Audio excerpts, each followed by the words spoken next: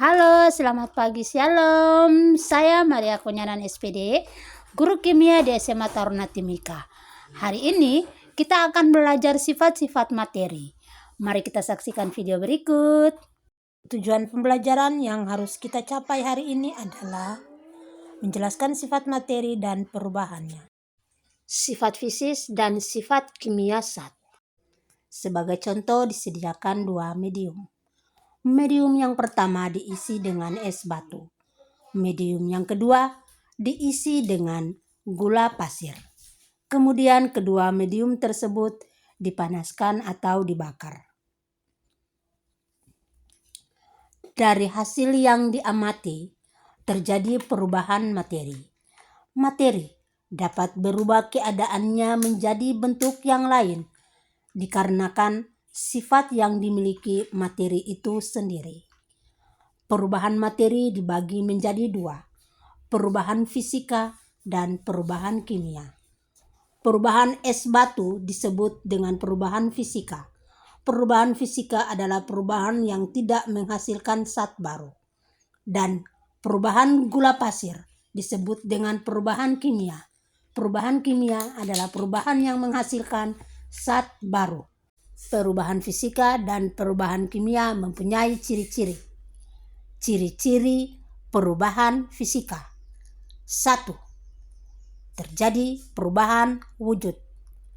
2. Terjadi perubahan bentuk. 3. Bersifat reversibel atau kembali ke wujud semula dengan mudah. Perhatikan perubahan es batu. Ketika dipanaskan, terjadi perubahan wujud.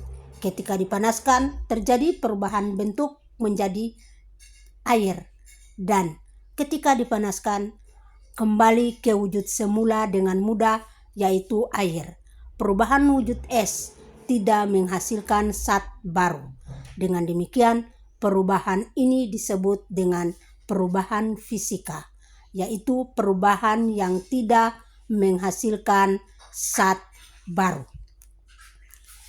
Ciri-ciri perubahan kimia. 1. Timbul gas. 2. Terbentuk endapan. 3. Perubahan suhu. 4. Perubahan warna. 5. Irreversibel atau tidak dapat dengan mudah kembali ke bentuk semula. Perhatikan gula pasir ketika dipanaskan atau dibakar. Maka perubahan yang terjadi adalah perubahan kimia karena mengalami ciri-ciri timbul gas, mengalami ciri-ciri terbentuk endapan, mengalami ciri-ciri perubahan suhu, mengalami ciri-ciri perubahan warna, dan tidak dapat dengan mudah kembali ke bentuk semula. Karena ketika gula pasir dibakar atau dipanaskan akan berubah bentuk menjadi karamel, sehingga perubahan wujud gula termasuk dalam perubahan kimia. Dapatkah kamu membedakan perubahan fisika dan perubahan kimia? Simak baik-baik materi berikut ini. Perubahan yang terjadi ketika tablet multivitamin berkarbonasi dilarutkan dalam air menimbulkan gelembung-gelembung udara. Perubahan ini termasuk perubahan kimia karena pada proses perubahan wujud, tablet ini menghasilkan gas atau gelembung udara.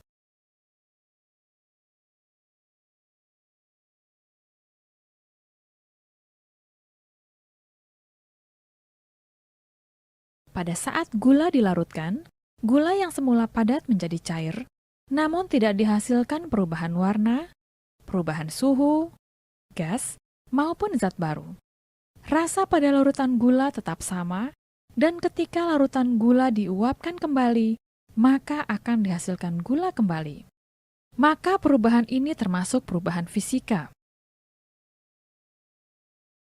Perubahan warna pada indikator kol merah yang semula berwarna ungu, ketika mengenai larutan basa menjadi berwarna kehijauan, merupakan perubahan kimia. Karena perubahan ini berkaitan dengan sifat indikator yang sangat spesifik untuk setiap pH larutan. Kapur yang semula berukuran besar, ketika dihancurkan menjadi serbuk-serbuk putih, merupakan perubahan fisika. karena kapur tersebut tidak berubah menjadi materi baru, hanya berubah ukurannya saja. Kamper yang menyublim merupakan perubahan fisika. Kamper berupa padatan dapat menjadi gas. Kamper tidak berubah menjadi zat baru, hanya berubah wujudnya menjadi gas. Pencampuran antara kedua larutan kalium iodida dan timbal nitrat menghasilkan endapan kuning. Perubahan ini merupakan perubahan kimia, karena terdapat zat baru berupa endapan kuning timbal iodat. Mari kita golongkan yang merupakan perubahan kimia adalah tablet berkarbonasi, larutan, indikator kolmera, dan timbal iodat. Perubahan fisika, gula yang dilarutkan dengan air, kemudian kapur, dan kamper. Demikian video pembelajaran yang saya buat. Saya Maria Konyanan, sampai jumpa di video pembelajaran berikutnya. Selamat pagi, shalom.